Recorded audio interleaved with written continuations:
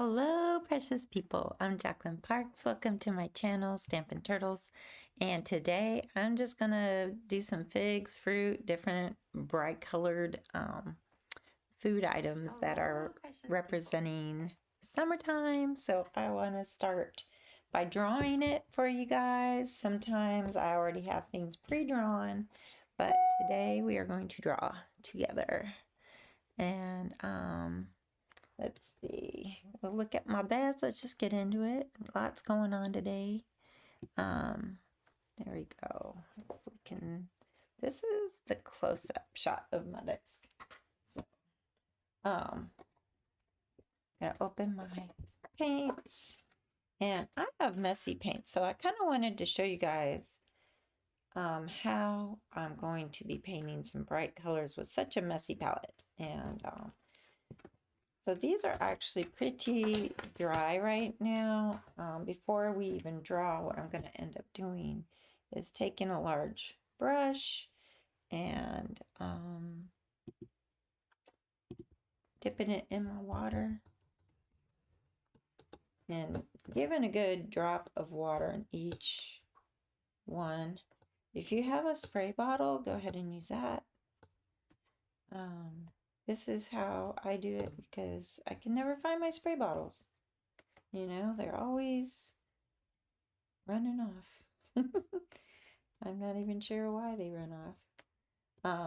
I am a little low in some of these blues, but I wanted to kind of use up some of my oranges today. I have a lot of orange paint still, in the purples as well. So I figured a fig is great for purples. In fact, I have a reference photo of that if you'd like to see it. What I found online is this pretty watercolor fig. I'm not sure what artist did this. It was off of Pinterest. So this is what I'm going to use to sketch. If you guys want to sketch that real quick, you can. I can leave it up on the screen for you, or you can watch me sketch it. Either way, you let me know. Also, if you're joining, I would love it if you guys gave me a thumbs up and like the video. Maybe give me some hearts, and I love comments, so it feels like, you know, sometimes every week I get a couple people commenting, but I know there's more people watching, so that would be awesome if we could get a few more comments in the chat, because I like to interact with you guys. If you live far away, this is the perfect time to ask me questions. If you can't make my classes in person, it's a great time to, I put 2 5x7s. So these are cut a little bigger than 5x7. And I'm going to try and do, I may do the figs first, and I may do maybe lemons or oranges, something like that, to use up my orange colors. That might be a good idea to try and do. Let me see if I can go closer for you guys to see what I'm doing. See this hand? It's not a big sheet of paper. It is 140-pound watercolor paper, though. And I like to use good picture or good quality paper. So I am going to pull up my reference photo so I can look at it. If you don't have a good reference photo, this could impede what you do as far as painting. So I'm going to make fairly large looking figgies. And these do not have to be perfect, right? I need that to be engraved upon the wall. It doesn't have to be perfect. You don't have to be perfect. Because we're having fun, I feel. This is all about having fun. I feel like this is too, can you see what I'm doing? Probably not. It's too light, because when I'm doing my sketch, I do not want to press hard. Because look at that, gotta erase sometimes. Got to erase. Figs tend to have that stem when you pull them off the vine or off the branch. So I'm going to do that. This one is not going to be a cut one, so it's going to be, I feel like it should be a little plumper. Let's do that. Go make it a plumpy looking one. Maybe not quite that plump. So I'm not that great at drawing, but this is my attempt, okay? And I will bring it up close, but oops, let's turn it right there. And sometimes I get it good on the first try. Sometimes I have to do a lot of erasing.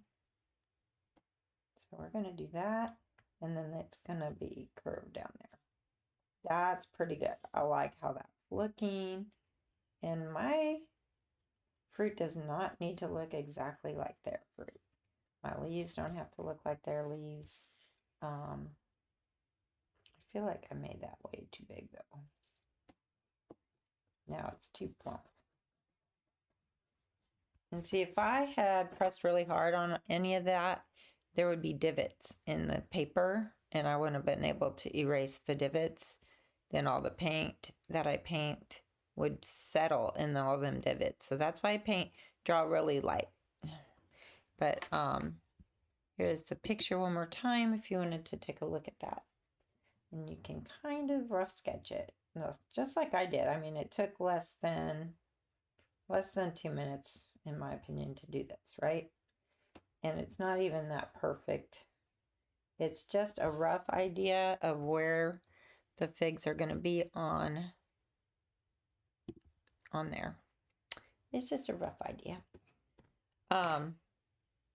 So yeah, they're on there. Now what I'm going to do, now that my paints have had time to kind of soak in some water, look at all that jiggly water in there. I may use, not this brush. I like my pointy one. Called a round brush. I like it. I like this one. It's super awesome. It's by Royal and Nickley. Nick, I don't know how to say it. Ooh, it's one of those kind of cheapy brushes that comes in a set, and you can pay 12 bucks for like 5 brushes. So this is a nice brush. I forget what size it is, and it rubs off. So I don't remember the size. Could be a 12, could be a 10. It's a big one. Here's a $25 brush, basically. And it's a little smaller. So these are the two I like to use because they're round tips. You can do a lot with them. But you don't have to have a $25 brush. You can have a little $3 brush or whatever this is. If you divide 12 by 5, it's probably more like, I don't know, 2. I don't even know. Don't ask math this early in the morning. Can't do math. So what I'm going to do is mix myself some purple. Now already my palette's a little dirty.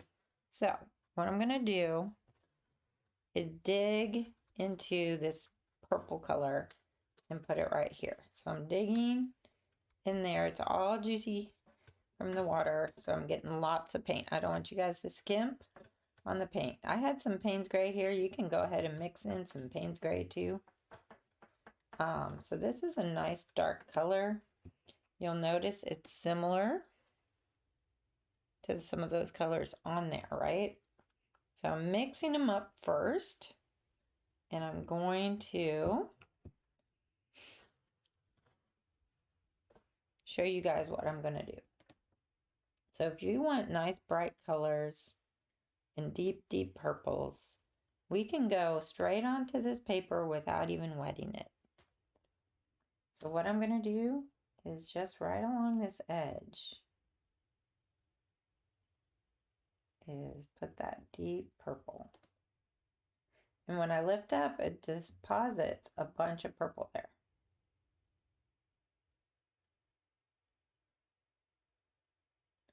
Now this brush is a little big. If you find that you have a brush that's kind of big for your strokes that you're trying to do, go ahead and switch to a smaller brush. But if you're doing pretty good with this size, Go ahead and stick with it. Now what I'm going to do after doing this, I'm going to rinse in my water. I'm just dabbing it off. I'm not even using a paper towel, so it's just clean, wet water. And I'm going to touch here and drag. Drag. And drag. See how I did that? And you can you can deposit some water if you need some water down there to get some blooms maybe. But look at that. It's granulating. You need a paper towel? I got one. I'm going to dry it. Now I'm going to look and see if there's any highlights. So what I'm seeing on this photo right here is a highlight kind of going down. This is still pretty light up here, so I'm not going to fiddle with that. But I could add a highlight down here. So I can lift and dab. I can lift upward and dab. So that's giving me a little bit of highlight. I know it's really wet, so it's shiny on here. But that's basically what I've done, okay? Now that is a deep, deep purple. It's granulating. It's doing a lot there, okay? But we're gonna let it sit. Now I did use a fair amount of water, so that's what it's doing, is sitting with a lot of water. Now I'm soaking up almost the rest of that color to get the bottom of this other fig. We do not want to neglect this other fig over here. And notice how this is not as dark because I used most of the paint on that first fig. So if we want this to be dark darks, what we're going to have to do is dip it back into the paints and see if we can get that in there. I feel like we need more water, but not too much more water. I want to use too much water and make it watered down. I want it to be strong. Is this close up enough for you guys? I don't even know. But I am putting some darks all along there. So look at that. That's looking really pretty. And it's very purpley. Very purpley, right? It's almost like too much purple. And I'll show you guys. I can zoom in so you can see almost the same size, right? So their purples have some blues and this other purple that's kind of like a reddish purple. We have just started. So we're not going to have every single color as we paint. We got to layer them in there. And what I'm going to switch to is the smaller brush now. So you can go a size smaller with your round brush. I'm going to mix the purple that's right next to. Let me see if I can show you. So we zoom out just so you can see. So I have this palette, there's two purples in it. So this purple is more reddish. This one's more bluish. So now I'm using the reddish one. And what I'm going to do is just right in the same palette, mix it in. So a little bit of the remnants are in there. But see how different that one is?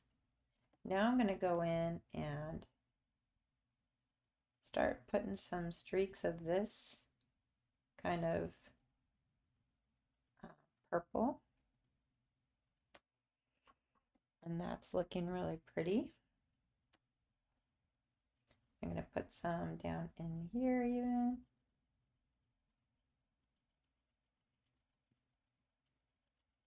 But you'll see as I layer these colors how it's going to change over time. I'm going to put a little bit on this side too.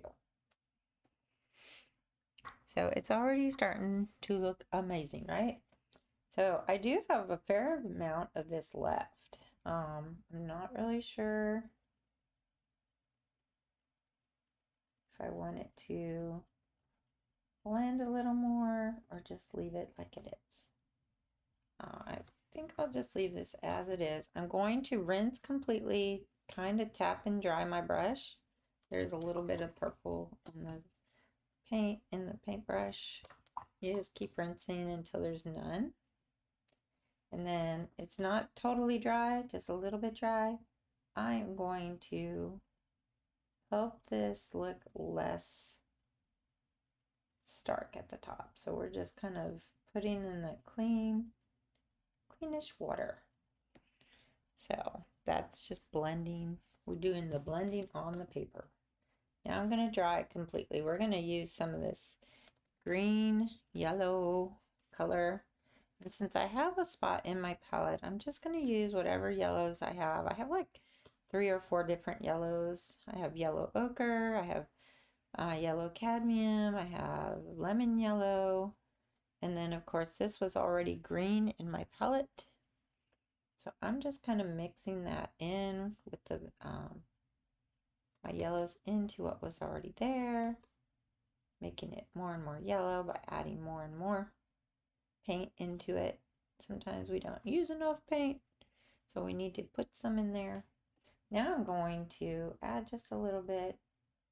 You know what? I am not liking how that's looking, so let's rinse our brush, dry it completely. Then we're gonna lift. We're gonna wet this just a little bit, and we're gonna dry it. Although I think this yellow will look fine, even though I'm lifting a lot. Rinse, wiggle your brush to re-wet that area, and just lift it. See how that's looking?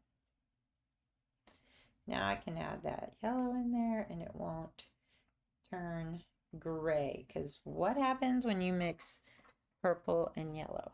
It turns gray, which is not what we want. But I just added this yellow in there now. So that is giving me some pretty little hues. I'm looking over here, there's some too. So the stem has this greenish yellow, right? And it can start to blend down into the purple if you want, so that it looks connected, right? We don't want it to be separate, really. So that is looking really pretty so far. I'm liking how subtle that yellow is. It's just like in this one. It's looking very subtle. I could paint these green leaves, but I'm afraid of some bleed with the purple. So what I'm going to try and do, maybe I will work on the center of the fig, because that has nothing around it. So what I'm going to do is mix up this bright orangey color, and I am just gonna, let me rinse my brush real quick. I'm going to add a little bit of water into the center in like an oval shape. You probably can't see it. Let me hold it up. Let me see if I can get a shine on that. So there's a little bit of shine just in the center of that. Now I'm going to take what I mixed, which I didn't mix much because it's not a whole lot. And we're just going to let it flow where it wants to. We can make little things going towards the center. We can make it a little bigger. I can make it a little bigger. Like it needs to be bigger. Maybe not that big. Now I'm going to rinse. If you make a mistake, go too big, just lift. Drag your brush and lift. But I am liking how that's looking. I might add just a little clean water on the edge here to soften that. Transition from one color on the fruit to another. Just soften it ever so lightly. So that is looking pretty good. I liking how that's looking. Now we could go ahead and do this shadow in here maybe, because it is similar in color. It's more Payne's Gray. I might mix in some Payne's Gray into this purple. That looks pretty good. This is super wet right here. I don't know what happens if I touch it. We'll see. May just go flowing somewhere. I'm going to make the shadow go up to about here. And then it's going to go down to about here. Keep your eye on your reference photo the whole time. Now see how that looks? That looks pretty good. I'm going to rinse my brush, dab it just a little bit, and we're going to wiggle that edge out just to soften it, make it look like a shadow. So that looks really nice. I'm going to let that dry just like it is. I'm not going to fiddle with it, because if you fiddle with it, you're not going to get that beautiful softness. But it is kind of going a little bit to this side over here. So maybe I do need to add just a little bit over here. And I'm relying on my reference photo. I am not making this up in my head. So sometimes people can make things up in their head. I really applaud you because you are amazing. I have to look at reference photos. So that's what I'm doing right now. So now I'm going to mix up a nice bright green. So we're just going to look at what I'm doing over here.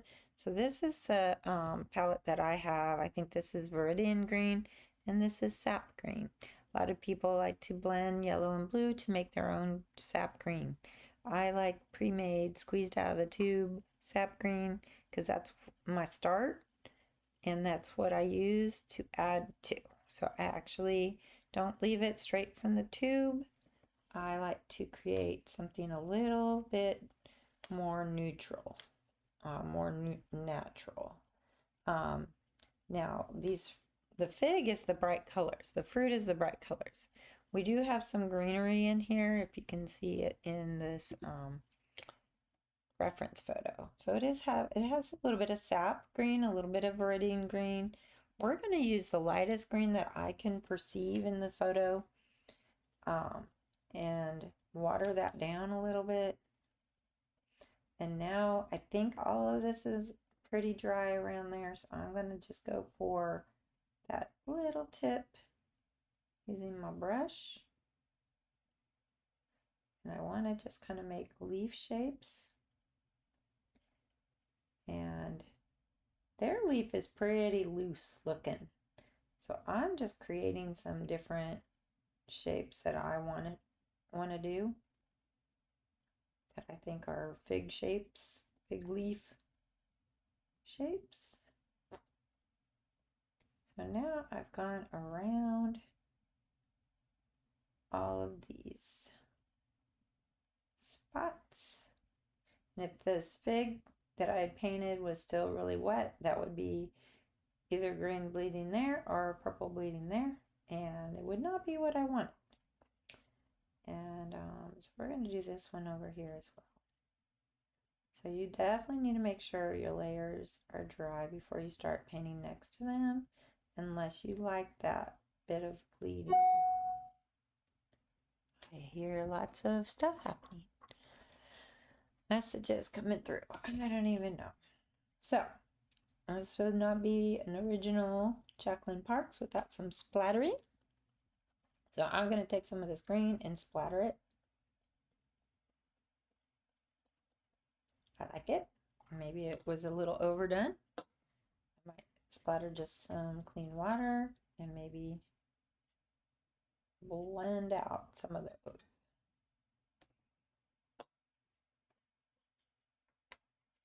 And I'm just dabbing it up if I don't like it. So that looks pretty good. I like how that's splattered just enough, I think, to be pretty. Now I'm going to mix some more green into this light green.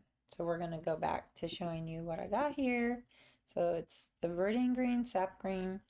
What I'm going to do is get some of my Sap Green, load up that brush, bring it over here, dip it in my alizarin crimson red, and dip that into the green.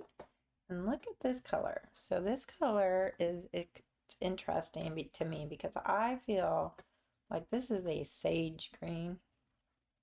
I feel like it's dark enough that it becomes interesting on its own. So now I'm just going to go on in with some of this leaf that I already painted. That's going to be darker. We're going to put some right here. And it kind of flows with what's already on the paper. Can do some right here. And consistency of your paint is important for this. I think mine might be a little watery. We'll see. You start to learn when you have too much of water while trying to paint onto something that's already there. So if your paint is watery and what you had on your paper is more thick paint, that water is going to spread out and push away the paint. That's how you get a bloom. In fact, I can show you if you want to see it real quick. See if I can do a close up, even more close up, so you can see what I mean by as a bloom. So I'm just going to load up my brush with some water. So there's water. I have not dabbed it off, but if I drop some water, you're going to see some blooms.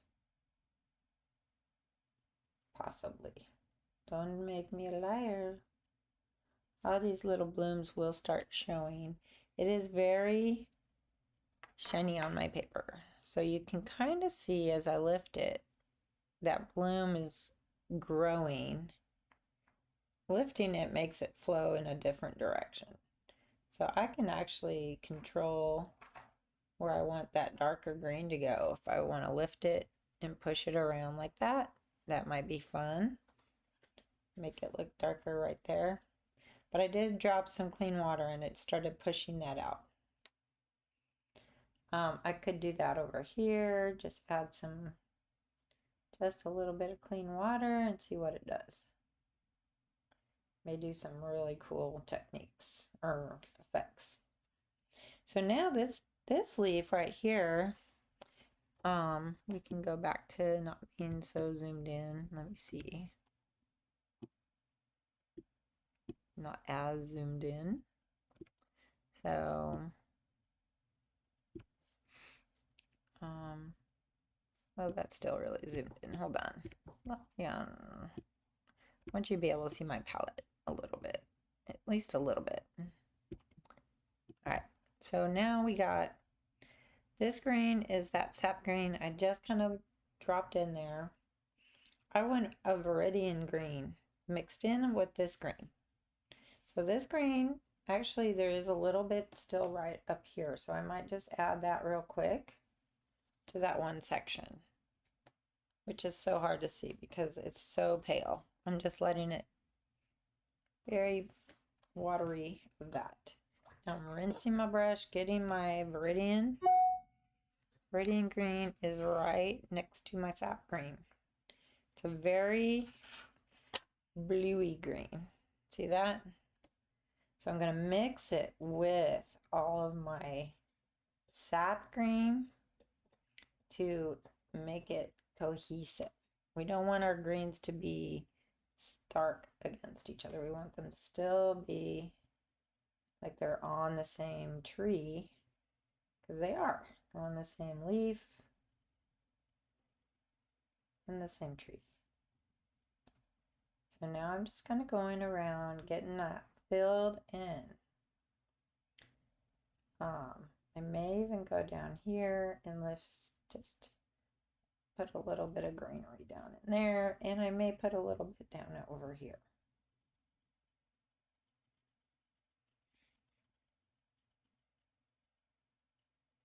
So that's just got a little bit of greenery in there, right? Now here's a really good trick. If you have not learned this trick, it's a very fun trick. Take the end of your brush, if you have this one, it has like a chisel. You can also use a credit card, corner of a credit card. You can use a sharpened piece of wood or stick. But what we're going to do is press and drag towards that top corner. We're going to do another one that goes around to that one. And we're going to do up to this right there. So we're making the veins of this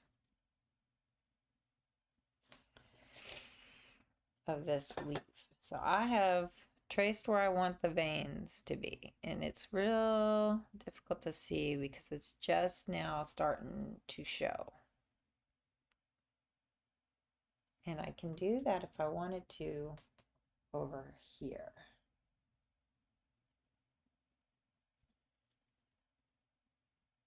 And you can keep it subtle if you don't want to do every little vein, you don't have to. There's nothing in the rule book that says you have to do all of the veins. Just here and there is great. Adds a little interest. And what I like to do after that ends up drying is making the darker side of my leaf so that that looks really nice. I wish that I could get that angle of the light just right. Sometimes it doesn't want to listen to me. It's not good. Because I like play with these lights, the setting where it's at on the table, and see if that helps. Sometimes it works, sometimes it doesn't. The glare just will always be there, right? I'm going to rinse that. And what I want to do is add some darker colors in there. So I'm going to switch to my smaller brush again. And I'm going to use, instead of Scarlet Red, which is, let me show you this one right here. Actually, I wish I could just show you guys. Let me zoom in a little bit. All right, I'm going to zoom there. So this was my Scarlet Lake, and this is my alizarin crimson. So I have like a bluish red and a bright red. So I'm using my bluey colored red, and I'm going to mix it right there into what was left over. And this is going to be cohesive with my my other color that I made, but it's going to be a little different. It's going to be darker. So we just want to carefully put the center of that fig, right?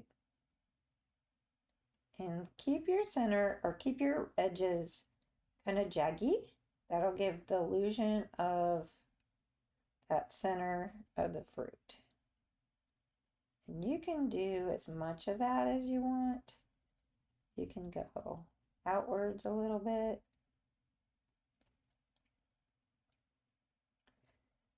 Just try not to overdo it, which is hard to gauge. Like you're in the zone and you're just going for it, right? But sometimes we gotta show a little restraint, just a little. So that's looking nice. It might be a little dark, I don't know. It might be a little big. But remember, watercolor dries lighter. Whoops. Watercolor dries lighter. So that's going to be nice when it dries. I could take a little bit of this color right now and just add it into some spots up here. Because why not? That might look kind of neat, right? bring in a different color in there. Might want to do a little bit down in here, just a little.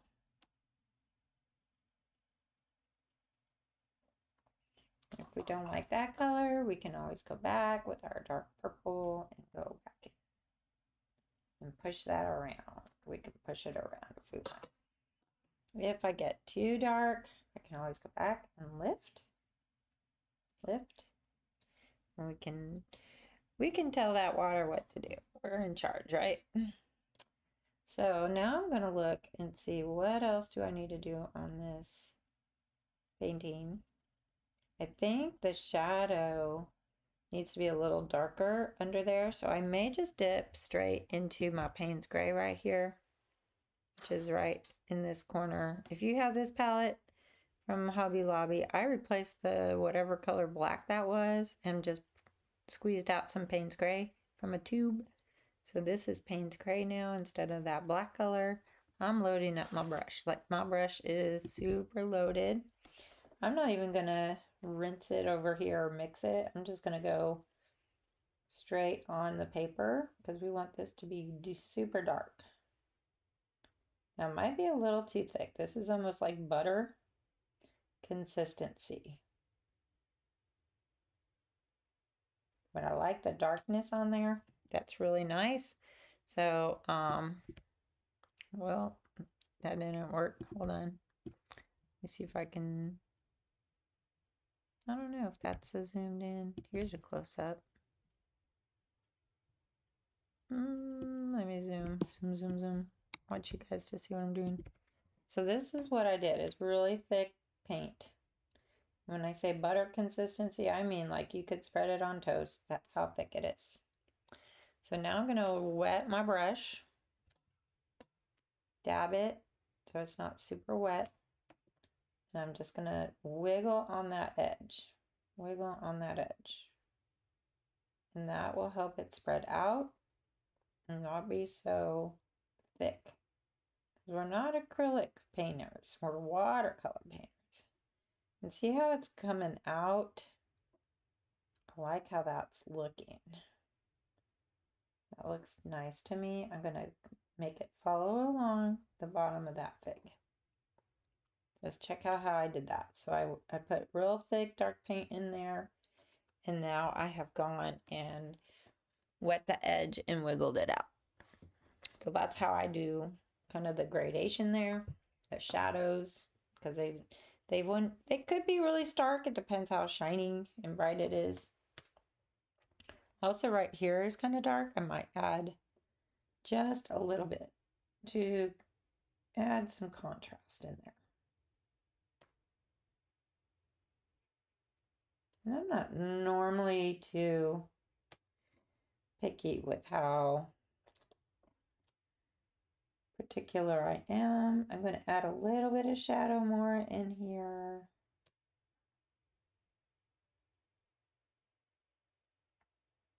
That's just giving it a second little bit of layer in there.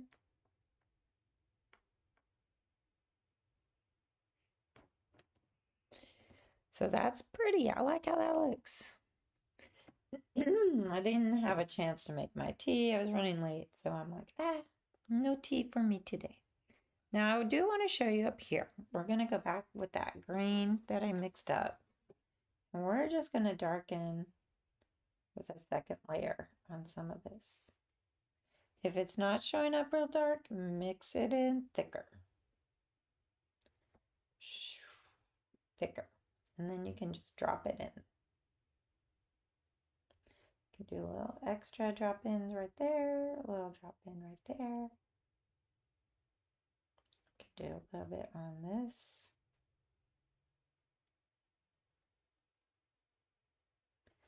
And see how that's looking? It's really pretty. I'm liking how it's looking.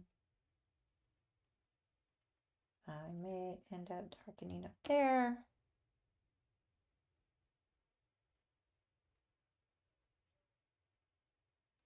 Just to make those veins look a little bit more pronounced.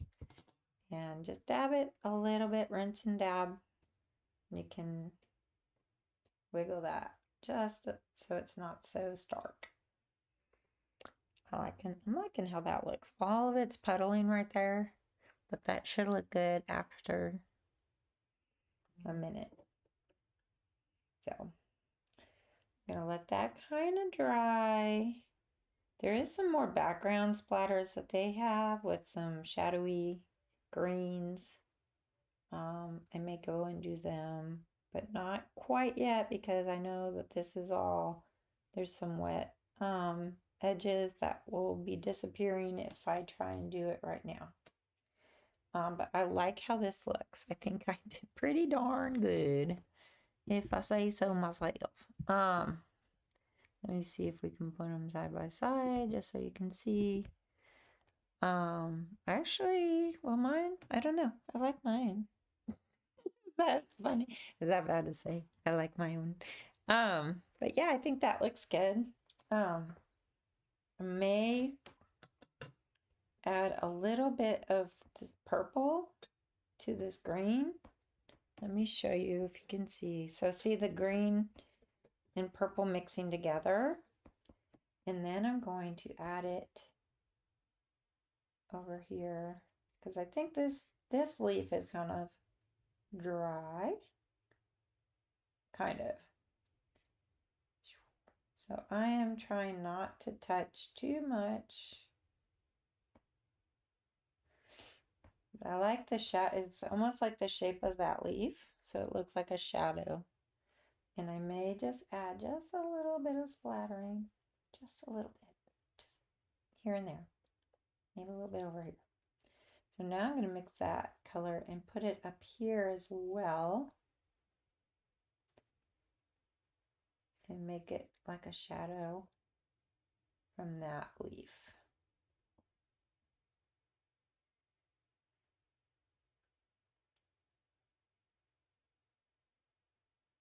So I think these are the shadows of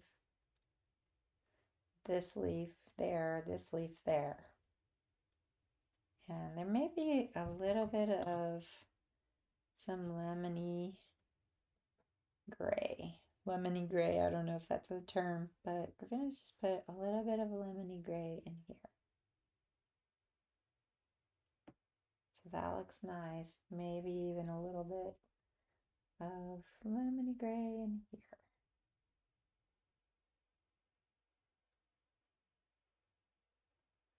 So we like that. I think that's a good composition. This may be a little too pointy. I'm going to lift it just to get rid of just a little bit of that point. So I like how that's looking. Notice though, I haven't really done the stem detail. So there is a lot of intricacy to that stem, which I did not paint. So we can do that real quick. I like this kind of grayish green we just created. And I might just go right down one side of that stem. See how I'm just leaving a little bit of a highlight right there. And also on that other one over here, if you can see what I'm doing on this one as well, it's going to have some of that grayish green. And this is almost like it goes around the whole outside of that one. I have a lot of pencil lines showing, which I guess I didn't really want to do, but that's okay. I may mix in some of my brown. I did. I highlighted that brown right there, like the, or I did get it nice and mixed. I may mix it into that gray color just to tone it down. I don't want it to be overbearing. So now we go back to this one and just very gently add some stem color.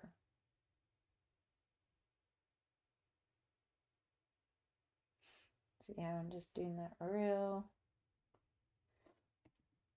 delicately. I don't mean you cannot barely see it, but we want to do that over here as well. just some more stem, just to make it look more realistic.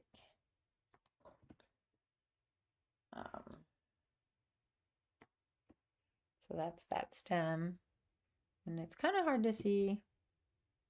I don't know if this is better. It's kind of easy. It's just very subtle, and that's all you need, really. You don't need that to be, you could darken it if it doesn't seem dark enough. Look at the base. Just darken some spots of that. And that looks pretty realistic to me. And if you don't like how stark that is, just dab your brush with the clean water and just smear that a little bit and make it blurry. You can do that over there too. So yeah, you can smear any of that and it'll look good. So that's looking like it's done to me. I feel like it's kind of done. Oops, I don't know what I did. Push the wrong button. Not push the wrong button. Hopefully I didn't mess up. I have no idea what I did just now. Sometimes I just start willy-nilly. So that's my finished, I think, picture. My painting. And you can use a micron pen to sign it if you want. I always like to put 2026 in the corner. So that's a nice, that's ready for framing. Well, once it dries, because it's still really shiny and wet. But once it dries, it's going to be ready to frame. And I thought I was going to have time to do 2 fruit paintings for you, but I'll have to save the oranges for next time, unless we can do something really, really loose, really, really quick, which is a possibility. Let me see if I can pull up a picture that I'll use of oranges. So sometimes I go on Pinterest and I just type in oranges. I find a lot of lemons is what I find. I want to find something that's just really simple. Look at this one.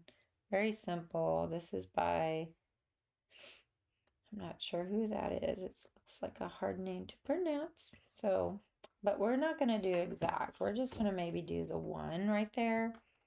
And I'm not going to try and mix up my colors at all. I'm going to try and do something a little crazy, okay? I'm going to take, let me see if I can find not zoomed out or zoomed in so much so you can see. Let's see. So I have all these different oranges. I'm using the there's like 2 light oranges, then there's a cadmium orange, and there's like a red orange.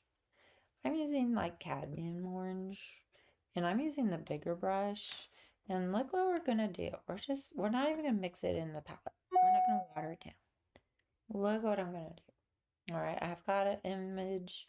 This is play. We're just enjoying the playfulness, right, of doing something bold. So I'm just doing 1 orange. Maybe I'll do 2. We'll see. I am going around in a circle. Need more water. So what happens when you do that? You are experimenting. That's what happens. So I've got that one going. If I wanted to do the second one, I would have to wait. But here's what I'm going to do too. Let me zoom so you can kind of see what I'm doing. I'm going to zoom in. I'm going to just wet my brush and I'm going to just drop some water and see if that does anything to lighten this area. So I do want it a little bit lighter. And then I may drop in some of my yellow cadmium, which I just got on my brush, and kind of go around the rest of this. My child's texting. But this is kind of looking interesting already. Doing something here. It might extend some right there. So I'm liking how the colors are really bright and they're granulating, which is kind of cool because you know the texture of an orange is very bumpy. So that granulation might look good. Now there is a shadow side on this that's like darker. I may just end up putting my burnt sienna straight down in there.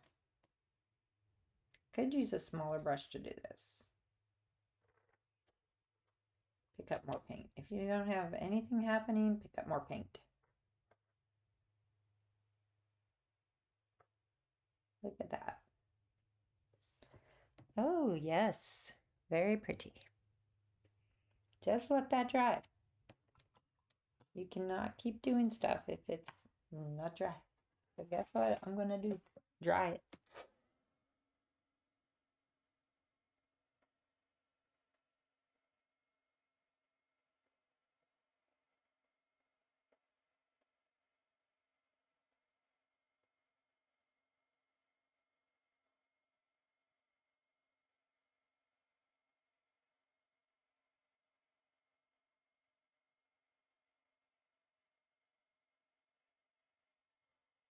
So see how that looks really pretty and bright, and I like how that's looking. Okay, so now I'm going to take that same green I used from my other painting, because why mix more if you still have some? I'm going to just make a little dot for where the stem connects, and we're just going to go straight out. We're going to mix up some more, and we're going to make a leaf coming down. We're going to do another one kind of going this way. See? And I left a little bit of white in there because I just did. I'm going to connect that to there. My yellow might still be a little wet. I don't know what's going on there. It might be. Because y'all saw it took like 2 seconds, really. So now I've done that. And it's looking like an orange. It may not be thick enough of a branch. Let me see if I can do something to thicken that.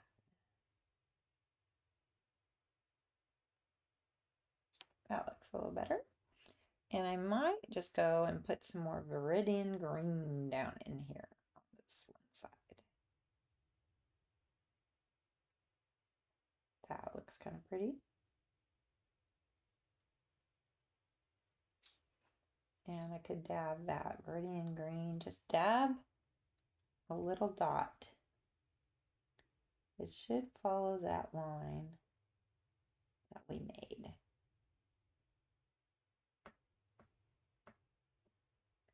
Not normally this careful, but kind of like making sure this looks somewhat normal. So already that is looking fabulous. And I've only done from this one the first one. So I could go and do 2 more if I wanted to copy this completely, or just leave it as one. Or I could do something in the background that alludes to it being on a tree, which might be kind of cool. This looks like it's on, sitting on a table or something with the shadow. But what I might want to do is let's just put some turquoise in with my green and see what happens when I add some turquoise green in here. Kind of like how that's looking. And if I want to, I can add some more little blobs here and there. You might be like, what are you doing? And some green. This is how you kind of do little backgrounds. Now I'm just putting clean water. Clean water. Because I don't want those to look realistically attached. But I kind of thought, well, why not just experiment a little bit and see what happens. And because that's wet, it's still bleeding into that, right? Which kind of looks pretty.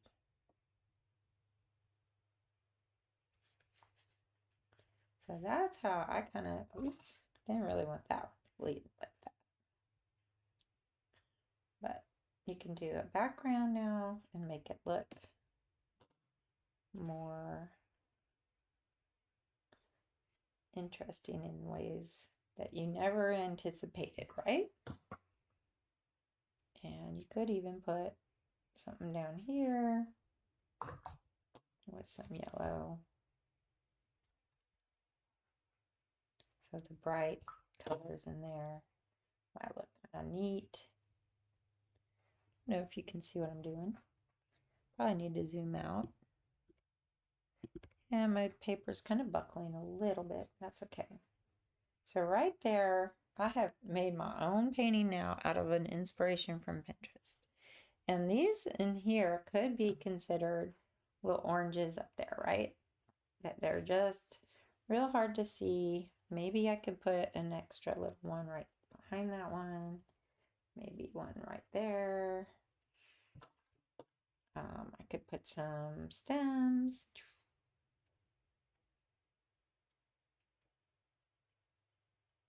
Just like a little bit right there. But that could be really pretty and loose. I could let that dry and then use some pen and create some more interest in that. I could do some leaves like that. And this blue, which is so pretty. It's like a turquoise blue. You can add it wherever you want. Don't have to stick with anything. When you start getting really creative with this kind of thing, you don't have to stick with what you've seen already on a paper. You can just start doing what you want. Do what you want, right? But I like that. It's kind of bold and expressionistic, which is what I like to do. So while that's kind of drying, I wanted to show you guys what we did on our class Sunday. Let me see if I can pull it up. So these were our paintings from yesterday. We did a flag class. It was so much fun. The bottom right and the top right and the bottom right are mine. And we had Kim and Beth who were in our class, and I am just blown away by theirs. Just so amazing.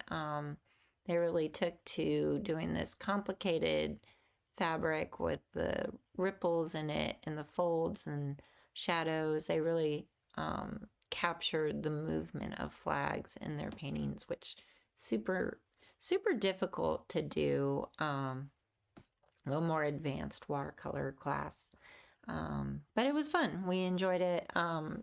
They were not able to complete their pictures, but that's okay. They'll probably send me a picture of it if they can, hopefully at some point this week if they finish them. Also, to let y'all know, I am doing a soap making class on Friday, and my friend Kim is also helping me to teach it. We've been making different soaps. So I did one that was just a melt and pour with different layers to create that little turtle on a beach, which is really fun. I also made the coffee mocha soap scrub. It's like a scrubby soap that's on the left-hand side. And then the latest one I just made was a goat milk oat and honey made with real tallow, and it was just so yummy smelling that I almost took a bite out of it, but did not, because you're not supposed to eat soap. So anyways, those are some of the soaps we'll be making at the class on Friday, but I will show you how to do, I will show you step by step how to create soap using lye, 50-50 lye solution with water. I will show you how to bring your oils and lye solution to trace and the different trace that you look for when you want to pour layers versus when you just want to have, instead of swirls in it, you could just have all the same. Also talking about gel phase and all the different ways to insulate your soap, how to maybe stop the gel phase if you don't want it, how to color your soaps. There's a lot of ways to color your soaps, natural ways, and that would be really interesting and fun. So if you are local in Baldwin County and you want to do a soap making class, it's cold process soap making, you can come and sign up on my website. It's only 4 spots, so we are not doing a large class. This is a small little class, but at the end, like after a couple days, you can come back and we will cut the soaps and everybody gets 12 bars of soap. So that's quite a lot, and we're gonna mix and match, so you'll go home with a couple from each of the batches that we make. We're also going to be practicing a little bit more today, and I'll probably post pictures of what we're going to make, Kim and I. We want to do a persimmon and a blueberry soap, so that might be fun too. Also in the works, maybe a lemongrass, maybe a turmeric. We don't know. We're just experimenting right now, but it's super fun. And I would think that, you know, in this day and age, you want to start making some natural soaps that aren't harsh on your skin and that are really quite good. The benefits of making your own soap is that you know what's in it, the ingredients, you know what you're using, and you can design it to benefit what you need. So like deodorizing or more nourishing, more lotiony, more a harder soap, a softer soap. You can really design it however you want. And I'll have like a soap calculator if you want to learn how to use that as well, because it's not too hard to really learn all this stuff. And I'll have like a little printout for y'all to take home. But yeah, that's gonna be Friday, 1 o'clock to probably 5. I hope it won't go over that, but we'll see. Trying to think of what scripture I'd like to leave you guys with. I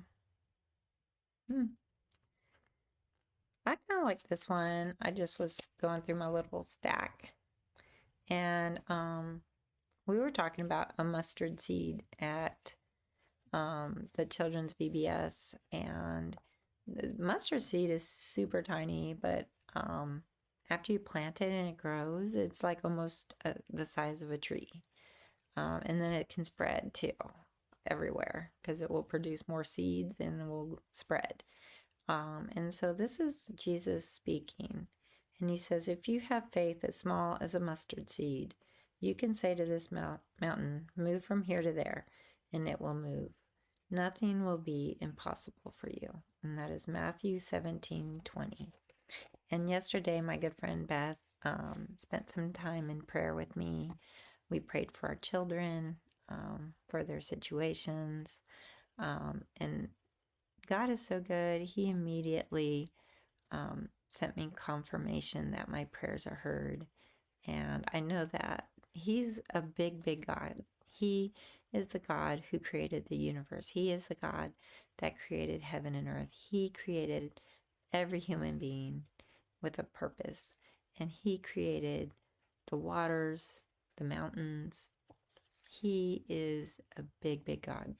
He's not a little God. He's not going to be like, I can't handle your situation at work. I can't handle your kids falling off the tracks and going their own way. He actually knows the whole path for them and for you. He knows what's happening. So when you pray, it's actually, I think, God putting prayer on our hearts to pray. So when you are close to the Lord, you're going to know His will. You're going to know what He wants in your life. And He wants relationship with you. So I have surrendered my life. I sometimes try and take control of situations to fix them, but He reminds me He's in control. And all I have to do is have peace over it. I don't have to worry if I should do X, Y, and Z. I can just trust that He's got it. As long as I'm praying and talking to Him and listening for His still small voice in my heart, then I know that I'm on the right track with Him, that I'm doing His will, and that I can be used. And it's hard to be used if you're too busy doing so many things that you can't sit down and just read your Bible and pray and listen. So take time, maybe every morning, maybe every night.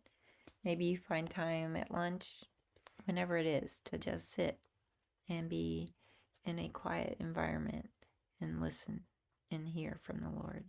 But I hope you guys have a blessed day. I know that I love y'all. I appreciate y'all. I'm almost to 1,000 subscribers. So if you found this video fun and entertaining or helpful, maybe share it with someone and encourage them to subscribe to my channel so that I can reach that milestone of 1,000. And I do appreciate each and every one of you. I pray for you, and I hope you have a good day. Mwah.